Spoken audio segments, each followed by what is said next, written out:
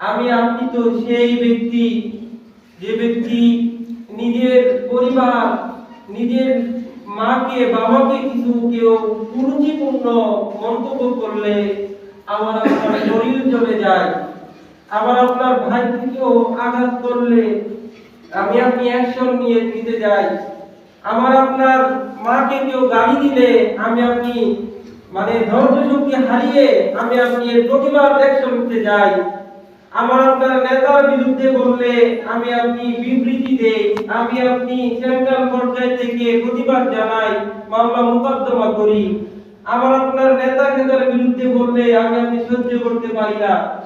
কিন্তু যে রব আমাকে আপনাকে আজকে রাত্রেও মারা গেছিলাম, সকালে আমাদের হায়াত দিলেন, যে রব ফ্রিতে আমাদের অক্সিজেন দেন, যে রব ইচ্ছা করলে পুরো পৃথিবীকে সেকেন্ডের মুহূর্তের মাঝখানে ধ্বংস যুগতে পরিণত করতে পারবেন, যে রব আমাকে আপনাকে দয়া করে মায়া করে রহম করে বাঁচান, খাওয়ার পরার অক্সিজেন দেন, যে রবের রহমত ছাড়া আমি আপনি পৃথিবীতে নাথিং।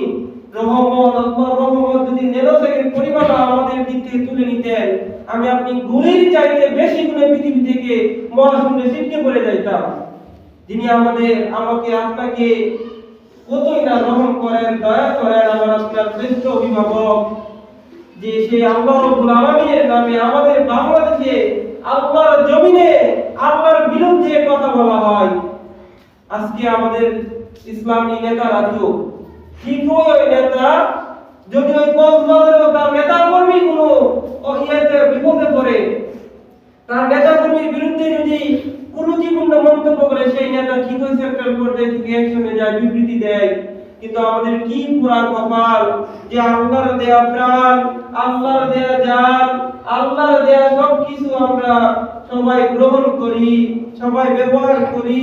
আল্লাহর রহম ছাড়া বাঁচা অসম্ভব। সে আল্লাহর নামে কটূক্তি করা হয়, সে আল্লাহর নামে কুরুচিপূর্ণ মন্তব্য করা হয়। যে রাসূল আমার আপনার ইমানের মূল মাপকাঠি, সেই রাসূলের নামে কুরুচিপূর্ণ মন্তব্য করা হয়। যে পবিত্র আম্মাজান গুলা রয়েছে তাদের নামে কুরুচিপূর্ণ মন্তব্য করা হয়।